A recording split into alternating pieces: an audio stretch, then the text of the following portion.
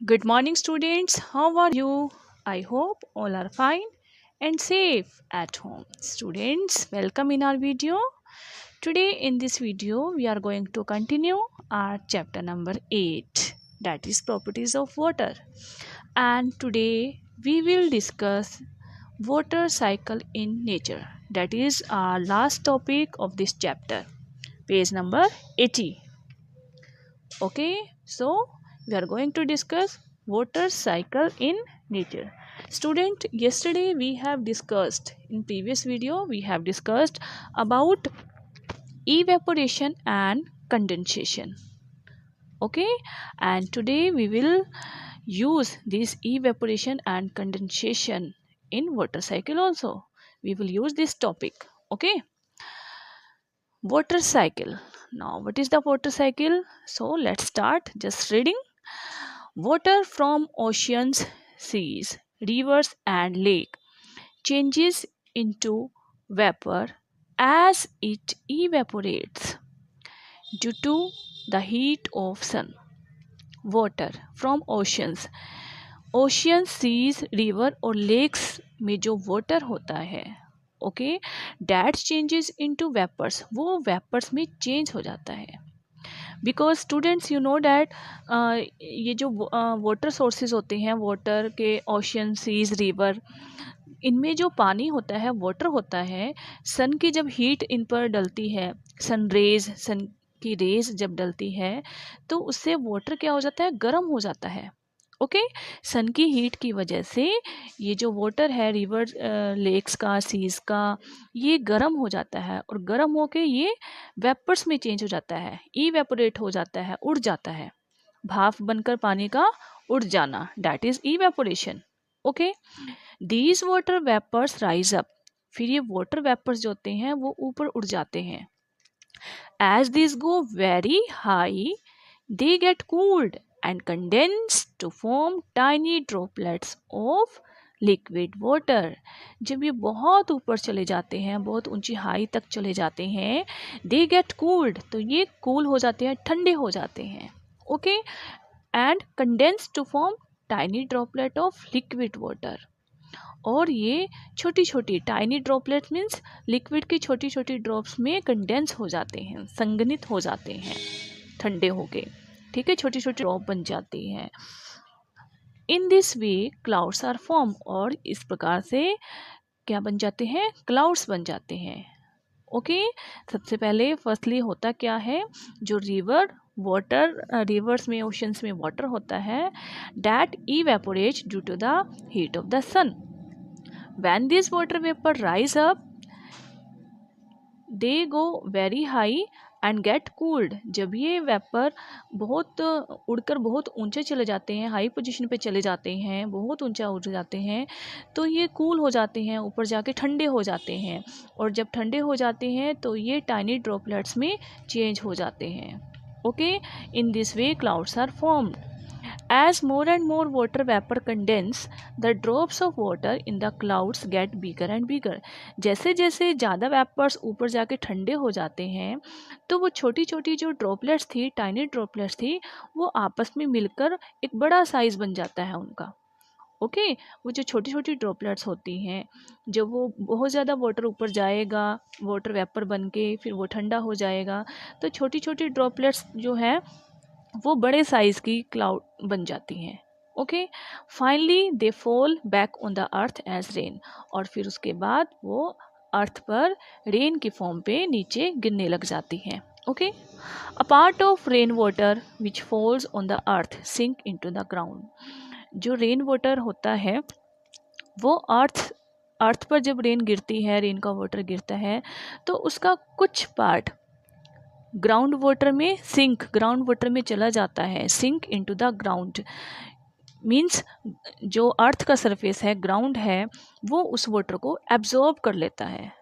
Okay, जैसे ही बारिश आती है, रेन वाटर आता है, तो ग्राउंड उस वाटर को एब्जॉर्ब कर लेता है. Some of this ground water is taken up by the plants and some of it goes to wells and springs. कुछ वाटर प्लांट्स यूज कर लेते हैं ओके। जो ग्राउंड वाटर होता है कुछ प्लांट्स यूज़ करते हैं और कुछ वेल्स में चला जाता है, कुओं में चला जाता है। Okay. Most of rain water goes back to the rivers and seas. कुछ वाटर वापस रिवर और सीज में चला जाता है। From there it will again gets evaporated by the heat of sun. अब रिवर्स और सीज का ही वाटर था जो पहले इवेपोरेट हो गया था। इवेपोरेट होने के बाद वो कूल होके कंडेंस फॉर्म में आ गया था, ठंडा हो गया था। फिर वो उनकी वाटर प्लेट्स बन गई थी। फिर वो वाटर ड्रॉपलेट्स रेन की फॉर्म में नीचे आ गई थी। ओके। और वो जो रेन वाटर था वो ग्राउंड में चला गया था। ओके। और कुछ रेन वाटर जो आया था वो रिवर और सीज में चला गया। ओके। मीन्स रिवर और सीज का वाटर दोबारा से कहाँ आ गया, रिवर और सीज में ही पहुंच गया। Okay. From there it again gets evaporated, और फिर वो दोबारा से सन की हीट की वजह से इवेपोरेटेड होना शुरू हो जाता है। The cyclic process of evaporation of water from the earth's surface followed by condensation is called water cycle in nature। इस तरह से ये साइकिल चलता जाता है, इवेपोरेशन का फिर कंडेंसेशन का। ओके। ये एक प्रोसेस चलता रहता है that is known as water cycle in nature.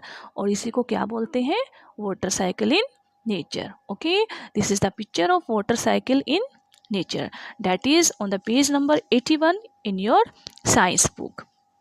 ये देखिए, these are the picture of oceans। This is the picture of oceans. ये ओशियंस का जो वाटर है, अब ये सन है, सन की हीट जब इस पर पड़ेगी तो ये water due to the heat of sun ये वाटर क्या हो जाता है, गर्म हो जाता है। और उसके बाद इन फॉर्म ऑफ वेपर्स ये ऊपर उड़ने लग जाता है। जब ये पानी भाप बनकर वेपर्स की फॉर्म में ऊपर उठता है, this process is known as evaporation. Water का गर्म होकर ऊपर उठ जाना, दैट इज इवेपोरेशन। ओके। अब इवेपोरेशन हुई, वाटर वेपर ऊपर गए, बहुत ऊपर गए। जब वो अपनी हाई पोजीशंस पे पहुंचते हैं तो वो ऊपर जाके ठंडे होने शुरू हो जाते हैं। ओके। अब यहाँ पर वाटर गर्म था, जैसे जैसे ऊपर जाता जाएगा वो ठंडा होना शुरू हो जाता है और बहुत ऊंचा जाकर वो बिल्कुल ठंडा हो जाता है। ओके। कंडेंस फॉर्म में आ जाता है और वहाँ पर छोटी छोटी टाइनी ड्रॉपलेट्स बन जाती हैं। फिर वो टाइनी ड्रॉप्स बिगर साइज ले लेती है, जिससे बड़े बड़े क्लाउड्स बन जाते हैं। ओके। और जब वो बड़े बड़े क्लाउड्स बन जाते हैं, हैवी क्लाउड्स बन जाते हैं, तो वो रेन की फॉर्म में नीचे गिरने लग जाते हैं। ओके। रेन की फॉर्म में नीचे गिरेंगे। नीचे जब रेन की फॉर्म में गिरेंगे तो उनका कुछ वाटर जो है वो प्लांट्स यूज़ कर लेते हैं। ओके। कुछ वाटर जो है वो ग्राउंड में चला जाता है, उसको क्या करता है, ग्राउंड अर्थ पे जो ग्राउंड सरफेस है वो उसको एब्जॉर्ब कर लेता है। और एब्जॉर्ब करने के बाद वो रेन वाटर किस में चेंज हो जाता है, ग्राउंड वाटर में। क्योंकि उसको ग्राउंड ने एब्जॉर्ब कर लिया तो वो ग्राउंड के अंदर चला गया, under the surface of earth. तो वो किस में चेंज हो गया, ग्राउंड वाटर में। और कुछ रेन जो है, कुछ जो वाटर है रेन वाटर, वो ओशंस में दोबारा चला गया। ओके। और फिर दोबारा से ओशंस का जो वाटर है due to the heat of sun दोबारा फिर वेपर्स बन जाते हैं। फिर इवेपोरेशन का प्रोसेस होता है, फिर क्लाउड्स बनते हैं, फिर कंडेंसेशन होगी, फिर रेन स्नो आएगी, फिर वाटर कुछ यहाँ जाएगा, कुछ ग्राउंड में जाएगा। ऐसे ही बेटा ये प्रोसेस चलता रहता है and this is known as water cycle in nature. Okay students, I hope this understood to all of you. Raindrops, when just formed, are the purest form of water। Rain की जो drops होती हैं जब वो नीचे गिरती हैं तो वो प्योरेस्ट फॉर्म ऑफ वाटर होती है। By the time they reach of the surface of earth they became impure. लेकिन जैसे ही वो अर्थ सरफेस के ऊपर गिरती हैं तो वो इम्प्योर हो जाती हैं, अशुद्ध हो जाती हैं, प्योर नहीं रहती। Because they dissolve many harmful gases present in air and also get dust and smoke mixed up with them.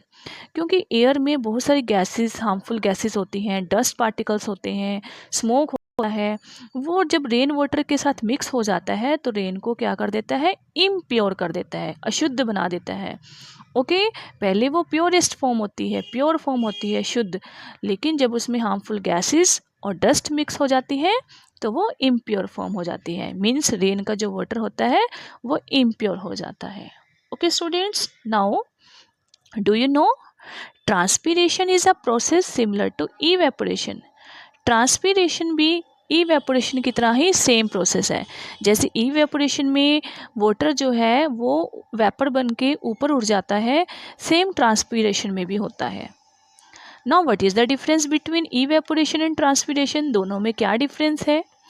It is the loss of water from parts of plants, specially leaves. Transpiration adds to the amount of water vapor present in the air. Thus, it is also plays a role in cloud formation. Transpiration में क्या होता है बेटा? Evaporation में जो water है वो ocean, seize, बड़े बड़े लेक्स में से इवेपोरेट होता है। लेकिन ट्रांसपीरेशन प्रोसेस में वाटर कहाँ से इवेपोरेट होता है? वेपर्स कहाँ से बनते हैं?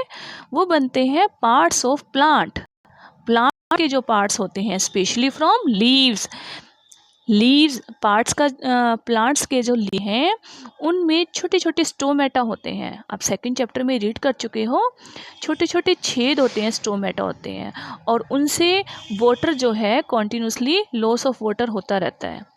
और जो लॉस ऑफ वाटर होता है वो कहाँ जाता है? वो वेपर फॉर्म में इवेपोरेट ऊपर उड़ता जाता है। ओके, मीन्स प्रोसेस तो सेम है, वेपर्स तो बनते हैं, लेकिन यहाँ जो इवेपोराइजेशन का जो ये प्रोसेस है इवेपोरेशन का, ये प्लांट्स के पार्ट से होता है, लीव से होता है। Okay, so this is the main difference between transpiration and evaporation. Clear students? Transpiration में भी वाटर वेपर बनते हैं, एयर में ऊपर उड़ते चले जाते हैं और उससे भी क्लाउड बनते हैं। ओके, डिफरेंस सिर्फ इतना ही है कि ट्रांसपीरेशन का प्रोसेस जो है वो लीव से होता है, प्लांट्स के पार्ट से होता है। Okay student, so with this chapter reading of chapter number 8 is complete. I hope the topic of water cycle is clear to all of you. You have to read page number 80 and 81 from your science book carefully. Okay students, thank you. Have a nice day.